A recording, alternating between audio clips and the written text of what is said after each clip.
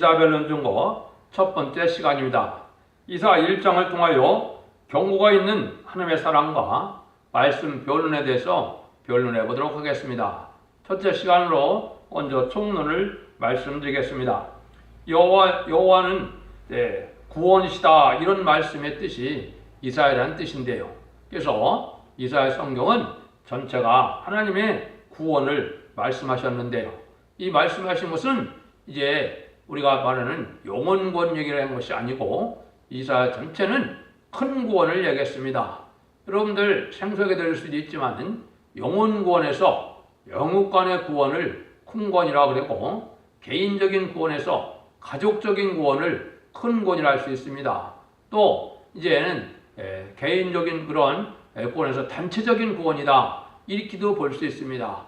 이러한 말씀을 하신 것이 이게 이사야 성경인데요. 그래서 지금까지는 이제 개인적으로 영원구원을 받아서 개인적인 구원을 받았지만, 이제는 환란과 전의 심판의 날에는 가족적인 구원이고 단체적인 구원을 받아서 죽지 않고 살세가는 것을 말씀했다, 이렇게 볼 수 있습니다. 그래서 큰 구원이라는 말은 어디에 등장하느냐 했을 때 히브리서 2장 3절에 보면 우리가 이같이 큰 구원을 등한히 여기면 어찌 피하리오 그랬습니다. 그래서 인간 정말의 역사는 큰 구원의 역사다, 이렇게 볼 수가 있거든요.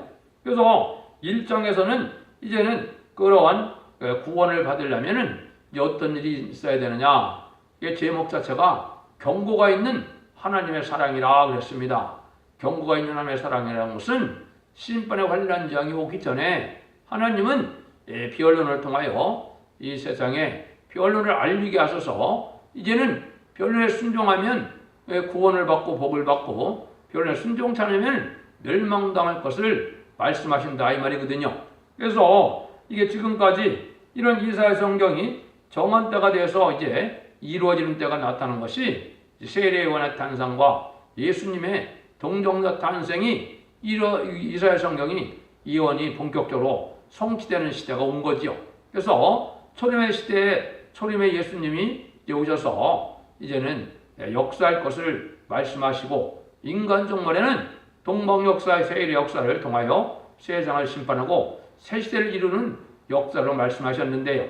근데 하나님이 역사하시려면 가장 중요한 것 중에 하나가 뭐겠습니까? 참으로 그것은 하나님이 시대적으로 사용할 수 있는 신앙 준비가 된 사명자가 필요한 것이죠. 그래서 가장 이제 성경 중에 어려운 것이 뭐냐? 그 시대적인 사명을 하나님이 어떻게 예정하시고 어떻게 들었느냐, 이걸 아는 것은 하나님의 말씀에 응하고 하나님의 은혜가 응하는 자밖에는 알 수가 없는 것이 되겠죠. 그래서 정한 때에 이제는 이사야 같은 대종이 나타나서, 큰 종이 나타나서 인간 종말의 말세 역사를 진행할 것을 예언했는데요.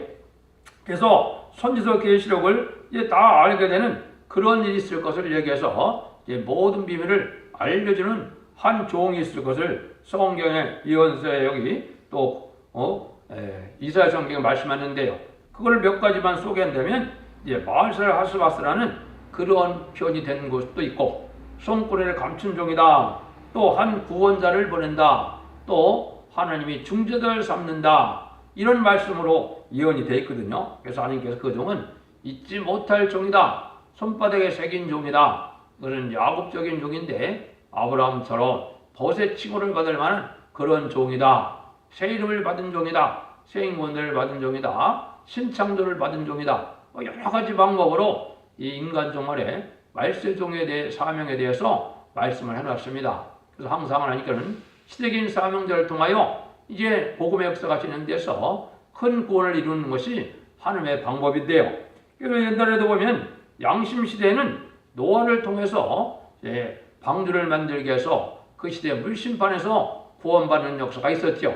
또 언약 그 시대에는 아브라함에게 이제 할례 언약을 세워서 아브라함을 통하여 할례를 받아야만 하나님께서 제사를 받으시고 이스라엘 백성으로 구원받는 백성이 된 것이죠.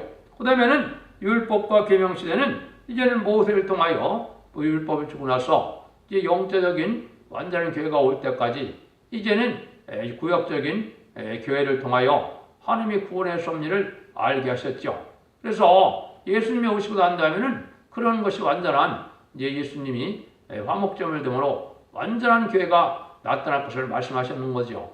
그래서 예수님이 오시고 난 다음에는 천국 복음을 땅끝까지 전하게 하시고 다시 이제는 인간 종말에 되어질 일을 선지서 청문을 통해서 말씀드린 것처럼 옛날 옛적에 구약 이스라엘 백성들이 부패하고 타락한 일들을 통하여 인간 종말에 타락할 때 하나님이 어떻게 택한 종을 일으키고 택한 백성을 구원해서 새 시대를 이룰 것이냐, 에덴 동산을 회복시켜서 천년 평화국에 완전한 복락을 줄 것이냐, 이거를 말씀한 것이 선지서의 내용이 되는데 그 중에 가장 요체적인 내용이 다 이 이사야 성경에 들어가 있습니다. 그래서 이사야 성경은 아주 대선지자기도 하고 말세 복음의 비밀이 거의 다 들어가는 것이고 또 예언서 중에서도 가장 중요한 예언서인데 아까 말씀드린 것처럼 소림에 대한 그 예언은 아주 부분적이고 적은 부분이거든요. 대부분 재림의 대한 예언인데요. 재림에 대한 예언은 하나님이 말세 설명을 통하여 역사하실 것 또한 말씀하신 거다, 이렇게 볼 수가 있습니다. 그래서 그런 시대적으로 하나님의 역사가 진행될 것을 보여준 건데요. 그래서 1장 18절에서는 요절이 되겠는데요. 뭐라 그랬습니까? 여호와께서 말씀하시되 오라 우리가 서로 변론하자. 너희 죄가 죽은 것들자도 눈같이 될 것이요 지름같이 자도 양털같이 되리라. 이것은 인간 영혼의 완전 변론을 통하여 회개하고 호소하고 하나님께 기도하면 원죄자 문제를 다 해결시켜 주시고 또 여기 20절 19절 20절에 보시면 이제 그 말씀에 순종하면 새 시대에 들어가게 되고 순종치 않으면 멸망당할 것을 얘기한 것이거든요. 그래서 1장은 목록적 계시고 전체적인 내용을 함축해서 말씀하신 거기 때문에 이제 1장에서 그런 목록적으로 말씀하시고 2장부터 66장까지 자세히 변론한 것이 이사야 성경의 내용이 되겠습니다. 그래서 하나님께서는 정한 때가 돼서 변론하게 되는데 이 변론 자체가 경고가 되고 이 변론 자체가 심판의 준비가 되고 이사야 3장 13절에는 그래서 여호와께서 변론하러 일어나시며 백성들을 심판하러 서시다 이랬습니다. 그래서 여호와의 변론을 이사야 성경을 듣게 여러분들이 이 완전한 변론을 듣게 되는 것 자체가 심판기가 갖고 왔다는 것을 알 수가 있는 겁니다. 이런 때에 우리가 어떻게 해야 구원을 하나님을 받느냐, 이걸 이제 말씀하신 거거든요. 1절입니다. 유다 왕 요시아와 요담과 아스와 히스기야 시대 아모스의 아들 이사야가 유다 예루살렘에 대한 이상이라 이랬습니다. 이것은 옛날 육적 이스라엘 백성들에 대한 그런 과거적인 역사를 통하여 인간 정말의 선지국가인 한국에 대한 예언으로 봐야 됩니다. 그래서 유다나 이스라엘을 옛날 육적 이스라엘로 본다면 무슨 의미가 되겠습니까? 한국은 세계적인 하나님이 아니고 육적 이스라엘 백성이 하나님이 되지만은 하나님은 이미 예수님 십자가에 들어가심으로 말미암아 마가의 다락방을 통하여 은혜 시대가 시작되는 것은 온 세계적인 하나님이고 우주적인 하나님인 것을 우리가 알 수 있는 겁니다. 인간 영혼에도 이스라엘 회복이라는 것은 에덴 동산을 회복시켜줘서 온 세계가 세계 통일의 천년평화 왕국을 이룰 것을 말씀하신 것이지 이것이 육적 이스라엘 백성들이 단지 회복되는 걸 말씀하는 것이 아닙니다. 여러분들이 이 성경의 원칙을 잘 깨달아야 된다 이 말이죠. 이사야는 유다 왕 4대에 걸쳐서 역사됐는데요. 그래서 똑같이 1948년 5월 14일, 1948년 8월 15일 육적 이스라엘과 영적 이스라엘의 선지국가인 한국이 똑같이 1948년에 이것이 독립이 됐는데요. 이때부터 이제 인간 종말에 하나의 역사가 진행되는 때다 이렇게 볼 수 있는 겁니다. 그래서 이승만 정권과 이제는 박정희 정권을 말씀하시고 이제 무역 번성 시대가 와서 가문말 시대가 오고 이제는 협상 시대가 와서 이제는 좌파 정권 용공 협상 시대에 왔었죠. 김대중 정권, 노무현 정권, 지금의 문재인 정권이 마지막으로 이게 멸망의 대상이 되는 이러한 심판의 대상이 되는 마지막 정권이거든요. 그래서 이것이 초황생말 시대고 어려움지고 권장할 만한 시대가 돼서 지금은 악의 색을 용납하는 시대가 돼서 악인이 득세하고 번성하는 시대인데 이것이 심판된 것을 우리가 알아야 된다 이 말입니다. 구체적인 것은 차차 말씀을 통해서 알게 될 것입니다. 본문을 통해서요. 이것이 또 예수님도 마태복음 21장 41절에서 44절에 보면 이렇게 예언을 했거든요. 너희가 성경에 건축자의 버린 돌이 모퉁이의 머릿돌이 되었나니 이것은 주로 말미암아 된 것이요 우리 눈에 기이하다 함을 읽어본 일 없느니라. 그러므로 내가 너에게 이르노니 너희 하나님의 나라를 너희는 뺏기고 그 나라의 열매 맺는 백성이 받으리라 했거든요. 그래서 육적 이스라엘 백성들은 이제 예수님을 이제 버리게 됐죠. 그래서 십자가 못 받은 역사가 오고 이제 열매 맺는 백성이 다시 나와서 인간 정말에 영적 이스라엘을 회복시켜서 천년왕국을 이룰 것을 말씀했는데 그 내용이 이 예언서에 나왔다 이 말입니다. 2절 4절입니다. 하늘이여 들으라 땅이여 귀를 기울이라 여호와께서 말씀하시를 내가 자식을 양할거늘 그들이 나를 거역하도다. 소는 그 임자를 알고 나귀는 주인의 고의를 알건만은 이스라엘은 알지 못하고 나의 백성을 깨닫지 못하는 듯 하셨다. 슬프다 범죄한 나라요 허물진 백성요 행악의 종자요 행위가 부패한 자식이로다. 그들이 여호와를 바라며 이스라엘 거룩한 자를 만으로 여겨 멀리 물러갔도다. 이 본장에서는 이게 경고를 하시는데 택한 백성이 하나님의 은혜를 받고도 깨닫지 못하고 부패될 것을 말씀했죠.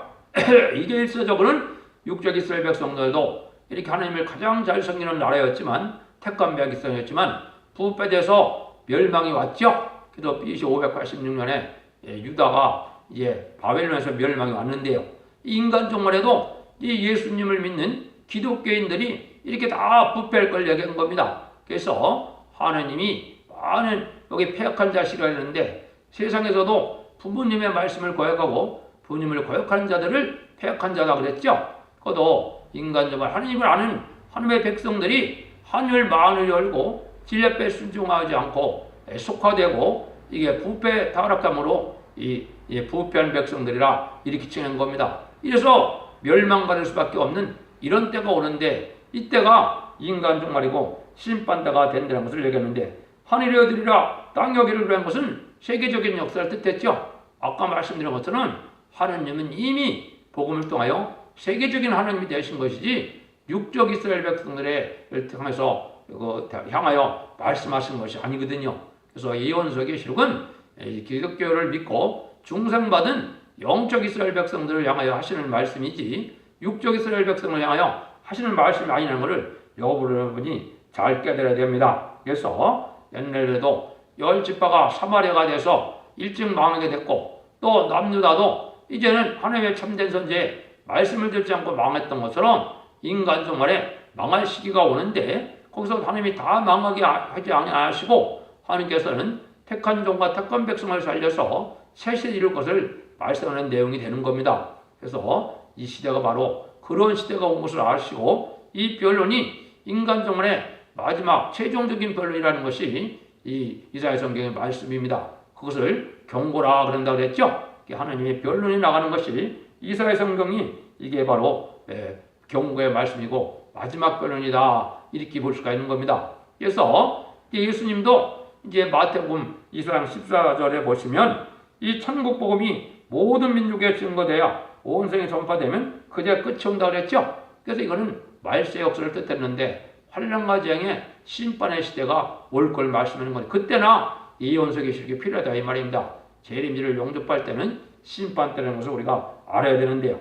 그래서 이것을 이제 천천히 나오겠지만 14장 6절에서는 죽지 않고 새 시대 가고 죽지 않고 재림지를 영접하는 복음이기 때문에 천국 복음이라고 그러지 않고 영원한 복음이라고 그랬습니다. 이 복음이 말세 복음을 통하여 이루어지는 역사다 이렇게 볼 수가 있죠. 그런데 하나님을 믿는 자들이 마음이 멀어지고 하나님을 가까이 믿지 않는 이런 시대가 왔다는 거죠. 그래서 저는 만으로 여겨서 하나님 앞에 진리 앞에 순종하지 않는 이런 기독교를 향한 이런 경고의 말씀이다 이렇게 볼 수가 있는 겁니다. 그래서 하나님이 뭐라고 경고를 합니까? 너희가 어찌하여 매를 더 맞으려고 더욱더욱 빼앗가느냐. 온 머리는 병들고 온 마음은 피곤하였으며 발바닥에서 머리까지 상한 것과 더워진 것이 새로 맞은 흔적이 뿐이오늘 그것을 싸매며 기름으로 유하게 함을 받지 못했도다. 이거는 다 부패한 자들이 되어서 하나님이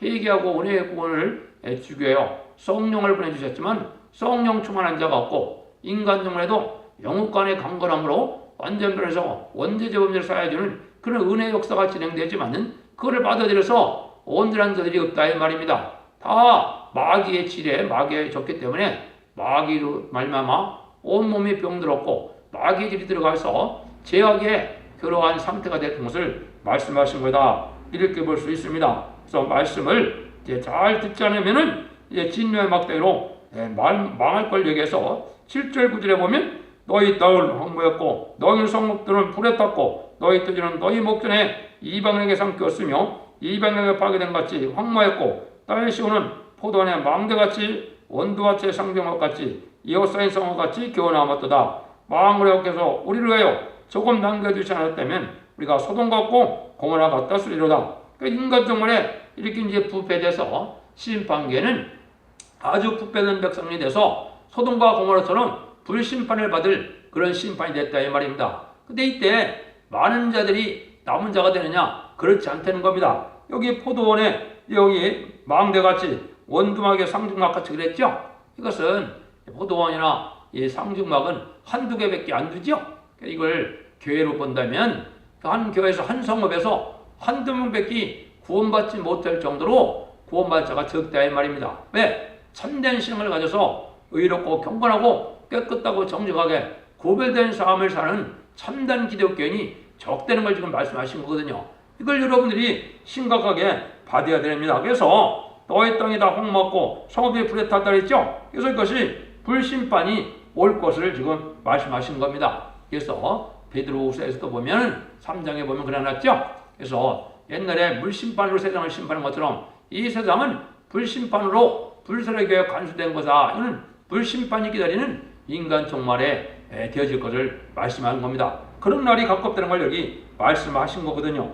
10절 13절입니다. 너희 소돔의 권원들아 너희 말씀을 들을지어다. 너희 고모라의 백성들아 우리 하나님의 법에 귀를 기울일지어다. 여호와께서 말씀하시되 너희 무수한 재물이 내게 무엇이 유익하뇨? 나는 수양의 번제와 살짐승의 기름에 배불렀고 나는 숫송아지나 어린 양이나 수염새끼를 기뻐하지 아니하노라. 너희가 내 앞에 보이러 오니 것을 누가 너희에게 요구하였느뇨? 내 마당만 밟을 뿐이라. 헛된 재물을 다 가져오지 말라. 분양은 나의 가정이 여기는 것이요 월삭과 한시가 대의로 보이는 것도 그러하니 성애와 아울러 아그레가는 것을 내가 견디지 못하겠노라.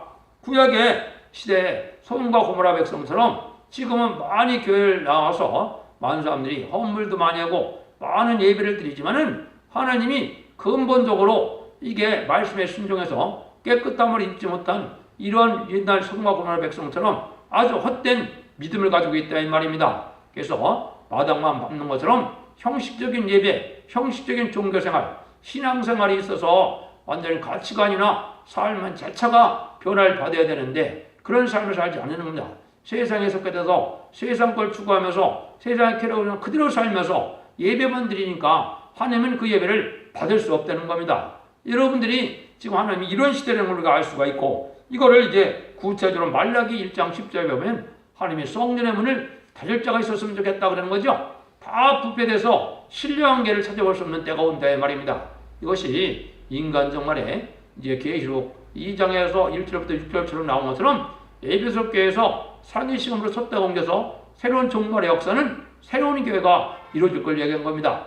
은혜 시대에도 이제 어떻게 시작됐습니까? 율법 시대에 부패됐기 때문에 마가의 다락방으로부터 은혜 시대의 교회가 시작됐죠. 인간 정말에도 은혜 시대가 다 부패돼서 새로운 첫대 교회가 나타나서 완전 변론의 역사로 완전 개조 변화 성도를 받는 이런 교회가 나타날 것을 지금 보여준 거다. 이렇게 볼 수가 있는 겁니다. 14절 17절입니다. 내 마음이 너희 월삭과 정황절기를 싫어하느니 그것이 내게 무거운 짐이라. 내가 지기에 곤배하도다. 너희가 손을 펼 때 내가 눈을 가리우고 너희가 많이 기도할 적 내가 듣지 아니하리니 이는 너희 손에 피가 가득함이라. 너희가 스스로 씻으며 스스로 깨끗게 하며 내 목전에서 너희 악업을 버리며 악경을 그치시고 선행을 배며 공의를 구하고 학대받는 자를 도와주며 고아를 위하여 신원하며 가부를 하여 변화를 하셨느니라.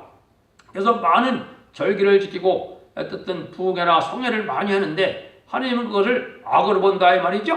이건 왜? 근본적인 삶이 변화가 되지 않고 깨끗해지는 역사가 없이 많은 종교적으로 모이는 것 자체가 하나님 앞에 의의가 되지 않는다는 겁니다. 삶 자체가 긍휼과 자비로 깨끗한 삶을 살아가실 때 하나님이 말씀에 순종함으로 하나님의 그걸 참된 백성으로 하나님이 이제는 새 시대의 복도 주고 변화승천하여 재림을 영접하는 세세 왕국의 축복도 주지만은 그렇지 않기 때문에 멸망할 수밖에 없으니까 기도를 많이 하고 많은 예배를 바쳐도 다 그것이 소용이 없다 이 말입니다. 근본적인 삶의 변화가 없으면 여러분들의 신앙이라는 것은 하나님의 말씀을 듣고 심령 변화가 와야만 되는 것이지 심령 변화가 없이 그냥 교회를 수십 년 다녀서 그 자체가 구원받는 것이 아닙니다. 사실은 말씀을 믿음이라는 것은 말씀을 지켜 순종하는 것이 회개하여 순종하는 것이 이게 믿음이거든요. 그냥 단지 인지적으로 우리가 아는 것 자체를 보는 정도만 가지고는 그걸 참다운 믿음이라고 볼 수 없는 겁니다. 그래서 헛된 믿음이 된다 이렇게 말씀하는 거거든요. 그래서 헛된 예배를 드리고 이제 일시적인 기도를 드리고 삶의 변화가 없는 긍휼자비가 없는 이런 삶에 들어가서 살아서 아무리 기도를 하고 목회를 해도 하나님 악업으로 보고 하나님은 들을 만한 기도가 아니고 응답할 만한 기도와 예배가 아니라는 겁니다. 그래서 예를 보고서는 하나님이 거룩하고 신령한 열매로 나타나야 되는데 하나님의 은혜를 받지 못하니까 성심 충만을 받지 못하고 깨끗함을 받지 못하는 이런 일이 된다. 그래서 이런 때 하나님의 새로운 이제 마지막 변론의 역사가 있을 것을 18절에서 20절에 말 이게 중요한 일이 되겠죠. 여호와께서 말씀하시되 오라 우리가 서로 변론하자. 너희가 죄가 죽은 것들지라도 눈같이 해줄 것이요 진홍같이 붉을지라도 양털같이 되리라. 너희가 즐거 순종하면 땅의 아름다운 선을 먹을 것이요 너희가 거절하여 배반하면 사칼의 상결이라. 여호와의 입의 말씀이라. 하나님의 말씀인데 부패한 자식이라도 이제 신앙이 온전히 못하더라도 이 변을 듣고 순종하여 회개하고 말씀의 변을 듣고 호소하고 하나님의 찬송하고 기도하면 깨끗해 영혼간에 깨끗해서 새 시대에 이제 복락을 누리게 되는데 여기에 순종치 않으면은 칼의 상징처럼 심판의 환란장에 죽고 만다 이 말이거든요. 이게 인간 영혼의 마지막 때에 되어질 일을 지금 말씀하시는데 바로 지금이 그런 때인 겁니다. 그래서 에베소서 2장 1절에도 보면 너희 허물과 뒤로 죽었던 너희를 살리셨도다. 지금까지는 자범죄만 해결받는 것이 영혼 구원이지만 인간 영혼은 원죄 자범죄를 다 해결받게 해주는 것이 이게 영육간의 구원이고 아까 말한 것처럼 가족적인 구원이고 단체적인 구원이라 이렇게 말할 수 있는 겁니다. 그래서 초림해주는 교단과 교파가 상관없고 탈선되지 않고 이단만 아니면 예수 믿어서 성령과 충성받으면 이제 다 하나님의 백성에서 구원을 받았지만은 인간 정말은 그렇지 않습니다. 영과 온과 몸이 전부 깨끗하게 돼야만 재림을 영접할 수 있고 심판대 죽지 않고 새시대 갈 수 있다는 걸 여기 말씀하시는 거거든요. 그래서 이 변론 자체가 하나님의 마지막 역사고 이 변론이 중요한 때인 겁니다. 그래서 미가서 6장 2절에도 보면 너희는 여호와의 쟁변을 들으라. 여호와께서 자기 백성과 쟁변하시며 이스라엘과 변론하실 것이라 그래놨거든요. 마지막 변론을 당해서 죄가 뭐고 선이 뭐고 회개할 내용들을 그걸 다 깨달아서 순종해서 복을 받으라 이 말이거든요. 마지막 변론을 한다고 난 다음에 세상에도 심판이 있는 것처럼 판결이 있는 것처럼 하나님도 마지막으로 다 변론하고 나서 변론대로 순종하지 않으면은 죄를 묻겠다 이 말이거든요. 심판한다 이 말이거든요. 그래서 이렇게 한다면 하나님의 아버지를 슬프게 하는 이런 자식이 돼서 멸망할 수밖에 없는 일들을 보고 하늘에서 보셨을 때 이 인간들이 구원받을 자가 적으니까 하나님은 슬퍼하는 자들이 슬퍼하시는 그런 때가 됐다 이 말입니다. 우리가 정죄하고 깨끗해지는 역사가 있어야만 이게 참다운 기독교인데 그런 것이 없다면 하나님은 슬퍼하신다. 멸망할 수밖에 없기 때문에 여기 보면 그래서 뭐라 그랬어요? 21절에서 27절입니다. 신실한 성읍이 어찌하여 창기가 되었고 공평이 거기에 충만하였고 의리가 거기 가운데 거하였더니 이제는 살인자들 뿐이 되었도다. 내 의는 직기가 되었고 내 포도주는 물이 섞였도다. 내 방백들은 패역하여 도적과 쩍하며 다 내 분을 사랑하며 줄줄 사례미를 구하며 고아로에 신원치 아니하며 과벽을 쓸지 아니하는도다. 그러므로 주 망울의 여호와가 이스라엘 전능자가 말씀하시되 슬프다. 내가 장차한 내 대적에게 보응하여 내 마음을 편케 하겠고 내 원수에게 보호하겠으며 내가 또 나의 손을 내게 돌려 너의 찢기를 온전히 정결을 개발하며 너의 혼자물을 다 제하고 버리고 내가 너의 자식 사사들을 처음과 같이 너의 모두를 본래와 같이 회복할 것이라. 그런 후에 내가 의의 성읍이라 신실한 고업이라 칭함이 되리라 하셨나니 시온은 공평으로 구속이 되고 그 기정한 자는 의로 구속이 되리라. 이렇게 부패하고 탈락한 이런 기독교를 그냥 둘 수는 없다는 거죠. 하나님은 해결계를 주고 해결해서 회복되는 역사가 오는데, 이거는 아까도 말씀드린 것처럼 세상을 심판하고 의롭고 경건하고 깨끗한 자들을 통하여 죽지 않고 에덴동을 회복시켜서 완전한 진리의 성읍이 되고 의의 성읍이 된다. 근데 그런 일들을 하시는 것은 하나님이 공평으로 구속한다고 그랬죠. 귀정한 자는 의로 구속이 된다. 하나님이 말씀으로 시적인 법으로 역사를 하시는 겁니다. 그래서 말씀대로 심판하는 것이고 말씀대로 구속하시고 말씀대로 쟁을 내리는 거기 때문에 인간의 생각이나 인간적, 철학적, 윤리적, 도덕적 그런 개념이 아닙니다. 그래서 신학적으로도 아니고 하나님이 말씀대로 심판을 하실 것을 말씀하신 걸 그렇게 표현을 하신 겁니다. 이럴 때 이제 패역한 자들이 다 멸망할 수밖에 없는 때가 온다는 겁니다. 28절에서 31절입니다. 그러나 패역한 자 죄인은 함께 패망하고 여호와를 버린 자도 멸망할 것이다. 너희가 너의 기뻐하던 상수나무로 인하여 부끄러움을 당할 것이요 너희가 너의 택한 동물로 인하여 수치를 당할 것이며 너희 잎사귀 도는 마른 나무 같은 것이요 물 없는 동상 같으니 강한 자는 사물하기 같고 그 행위는 불타 같아서 불티 같아서 함께 탈 것이니 끌 사람이 없으리라. 이것은 기뻐하던 상수의 명을 현대로 봐서는 이제 교회를 뜻했다고 볼 수 있는데요. 아무리 교회가 화려하고 아무리 커서 아주 자랑할 만한 것이 됐지만은 이게 신령하고 거룩한 것이 없으면 다 불도 없어서 멸망할 수밖에 없다는 걸 지금 강조한 거거든요. 그래서 성령의 역사가 있어야 하고 신령하고 깨끗함에 열매가 나타나야만 참된 교회의 역사가 되는데 그렇지 못해야 되는 겁니다. 이것이 인간 종문에 하나님이 보시는 교회가 그렇다 이 말입니다. 왜 그렇습니까? WCC를 용납하고 또 우상 세력을 또 용납을 하고 물질 만능, 과학 만능 그런 식으로 또 인반주의로 인간의 지식으로 하나님을 섬기고자 하는 이러한 기독교가 타락했고 있거든요. 속화되고 부패되고 타락했기 때문에 하나님은 멸망받을 수밖에 없는 그런 백성이 되었다 이 말입니다. 이럴 때 회개하고 돌아오는 자들만 구원함을 받게 한다 이 말이거든요. 그래서 제가 아까도 말씀드린 것처럼 이제 이사야 성경이 이 시대의 심판의 단절인데 심판의 단절이라는 것은 인간 정말에 심판의 기준을 삼을 진리의 해석을 심판의 단절이라고 하거든요. 이사야 성경 자체가 바로 그런 성경이거든요. 그래서 이사야 성경을 잘 들으셔서 죽지 않고 새 시대가는 이 시대의 동방 역사가 이 시대의 말세 역사가 뭔지를 잘 깨달아서 잘 깨달음으로 죽지 않고 새 시대가고 죽지 않고 변화를 승천하여 재밀 영접하는 그런 영광을 누리라는 것이 하나님의 사랑으로 마지막 변론 역사로 나타난다 이 말입니다. 그래서 이것을 한번 이제 경고하고는 경고에 변론하고 그치고는 다시 용서가 없는 시대가 온다는 것을 여기 말씀을 해보거든요. 그래서 이방 사람들이 이제는 다시 구원함을 받는 시대가 오는 겁니다. 마치 육적 이스라엘 백성에서 이제는 은혜 시대로 만민에게 은혜의 구원의 복음이 넘어왔던 것처럼 인간 눈물에도 기독교인만 하나님이 상대하는 것이 아니고 이제는 예수를 알지 못하는 자들이나 북방 짐승 정권에 있는 공산당 백성이나 또 아프리카나 이런 데 있는 모든 택한 백성들도 회개할 기회를 주어서 이는 다시 구원의 역사가 진행되는 것을 말씀하신 거거든요.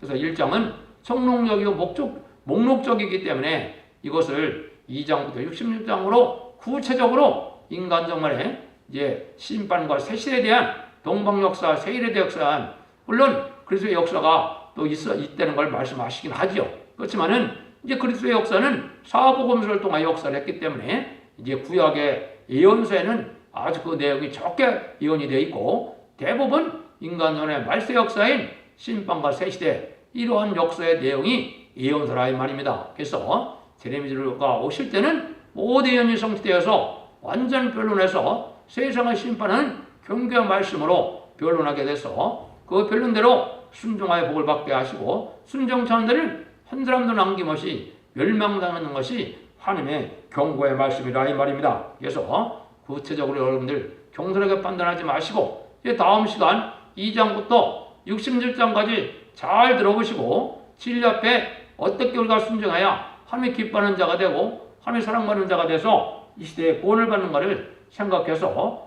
하나님이 주시고자 하는 인간 정말의 마지막 예언의 법을 통하여 이제는 완전한 영국 간의 가족적인 구원 이제는 단체적인 구원을 받게 하는 그런 놀라운 역사의 복을 누리는 복된 종들과 성도님들이 다 되시기를 예수님으로 축원드립니다. 아멘.